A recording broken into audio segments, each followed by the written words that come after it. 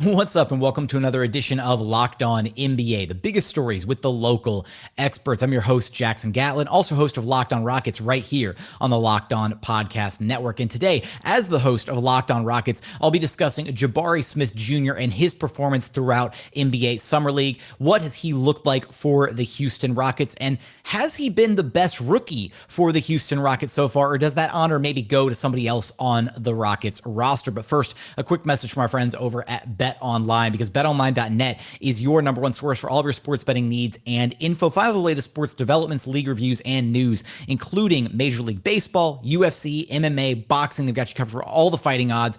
Golf, you name it, they've got it over at BetOnline. It's your continued source for all of your sports wagering information, including live betting, esports, and more. And right now, you can take a look at who the odds-on favorites are for the NBA title next season. Right now, the Milwaukee Bucks plus 600 to win the 2023 NBA championship. Then you got the Boston Celtics at plus 625. The Golden State Warriors in third place at plus 650, so not currently the favorites to repeat, although very close to the top of the pecking order. The LA Clippers at plus 700 and the Phoenix Suns at plus 750, rounding out the top five. So for all of that and more odds, head to their website today to learn more about the trends and action available to you. BetOnline, it's where the game starts.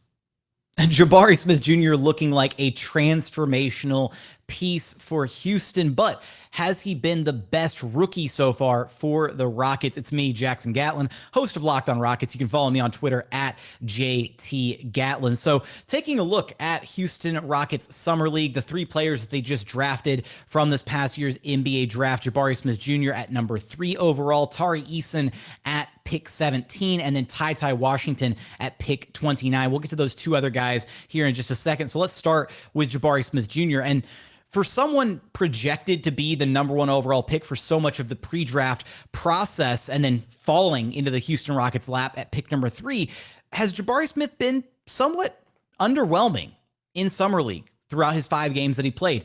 I think if you look at just the box score, right, you just pull up the box score numbers, maybe you'd be expecting a little bit more for the guy who fell into the Rockets' lap at pick number 3, or for the guy who is supposedly the consensus number 1 overall guy for so much of the pre-draft process. I do think if you're just looking at the box score numbers, maybe you would be a little bit underwhelmed as to what you're seeing. But when you actually watch Jabari Smith Jr. play and the impact that he has on the game, first off, he has far exceeded my expectations for him defensively. Coming out, I projected him to be kind of this player that has all the measurables, all the physicals, all the gifts and skills to be an all-NBA caliber defender at some point in his career. I didn't expect it to translate as quickly as it has.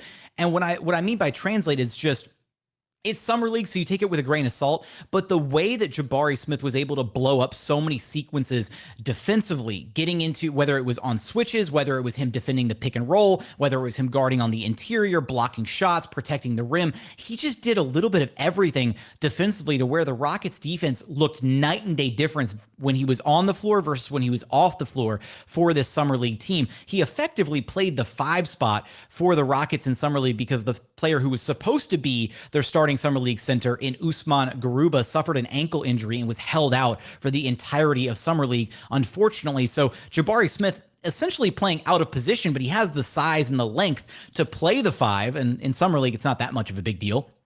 And he really held down the defense for the Houston Rockets. And then offensively, I think we got a glimpse at some things that we weren't really expecting out of Jabari Smith. Now, there were a couple games where the efficiency really just wasn't there for Jabari, and we'll talk about the numbers here in just a moment. But I think offensively, we got some glimpses at things that he wasn't necessarily supposed to be able to do right away, right out of the gate.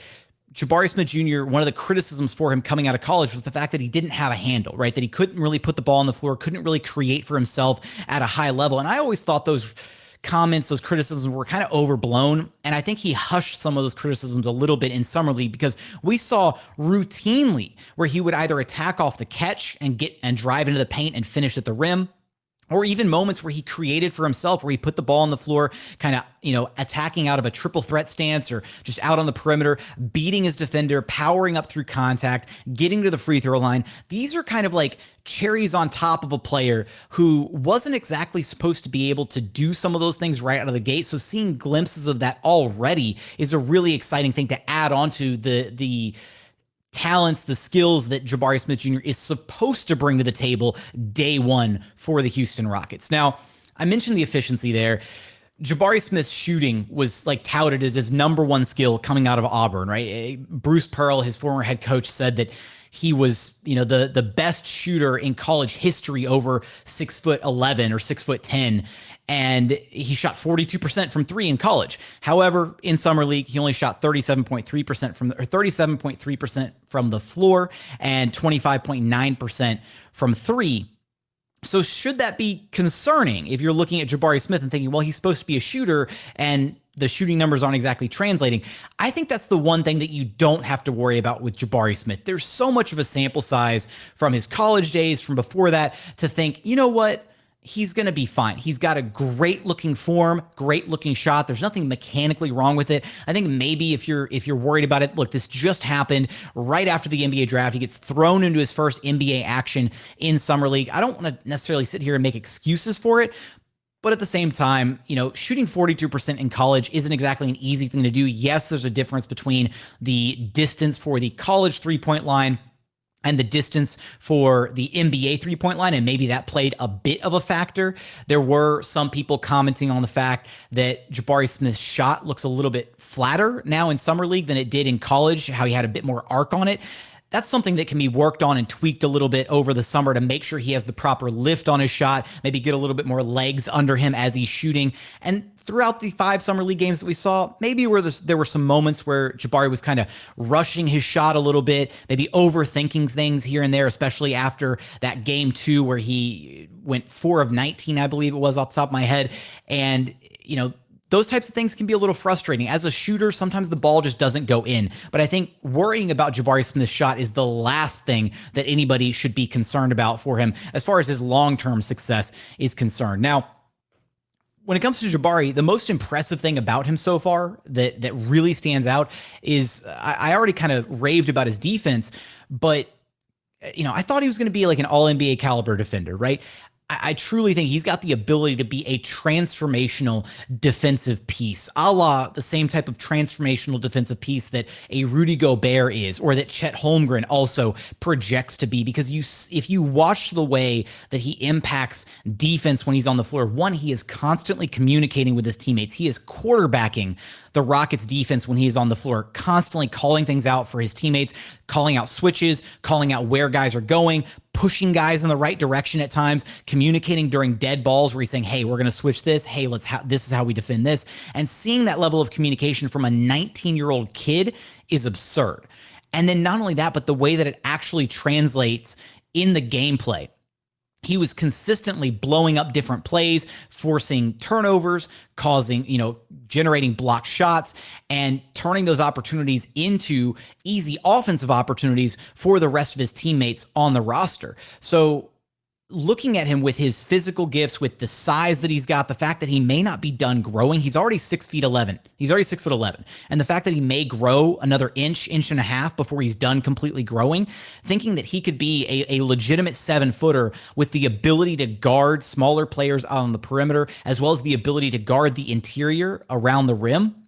He could be a defensive unicorn, a player that completely elevates the floor of a team defensively. And while originally I thought that he might have the chops to be, again, an all-NBA caliber defender, I truly think that he might have the chops to be a defensive player of the year type player further down the line in his career.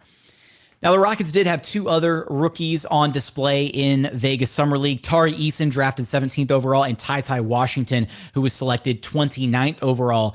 Tari Eason looks like he may be one of the steals of the draft at pick 17 because he was playing like a lottery prospect in NBA Summer League. And frankly, as impressive as Jabari Smith Jr. was, I think that Tari Eason was the best rookie for the Houston Rockets throughout Vegas Summer League. Of all the players to participate in Summer League, Tari Eason was the number 1 rebounder of players who played more than 20 minutes a night. He averaged 10.5 rebounds per game in Summer League. He plays kind of like a slightly more in control Corey Brewer, a bigger Corey Brewer. He's got the same physicals almost as a Kawhi Leonard. These massive hands, 6'7", 6'8" frame, can guard bigger players, can stick on the perimeter with smaller players, and he was an absolute terror in transition throughout Summer League. Again, getting the rebound, getting out in transition, kicking the pass to somebody else, or just finishing it himself at the rim.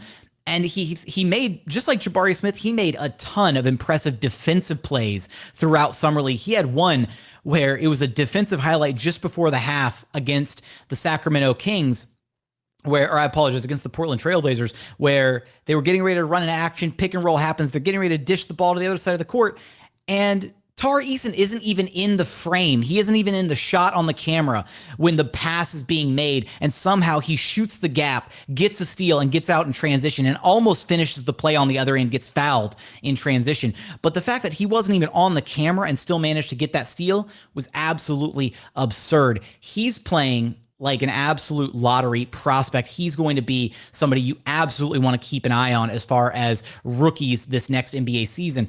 And then TyTy Washington, very impressive point guard prospect out of Kentucky. Showed a lot of promise in his game, both the ability to play on the basketball and off ball. At times he was running the Rockets offense, and at other times he was basically playing the two guard spot for the Houston Rockets, kind of being put in that catch and shoot mold, attack off the catch, rather than facilitating and orchestrating the offense. He looked really good facilitating both in the half court and in transition. His passing ability is true. Like, his ability to break down a defense, get into the teeth of the defense, and then find the open man was second to none on the Rockets Summer League roster. He has a lot of CP3 isms to his game. And I say that as somebody who watched Chris Paul in Houston for 2 years and got really familiar with Chris Paul's game, seeing some of that same like craftiness, shiftiness that TyTy Washington has. There's a lot of that in CP3's game, and there's a lot of that in TyTy Washington's game. So he's another rookie to definitely keep your eyes on. So how will Jabari Smith Jr. look for the Houston Rockets moving forward? How will he pair with guys like Jalen Green and Kevin Porter Jr. once the season starts in Houston? I'll keep you posted for all of that and more right over at Locked On Rockets.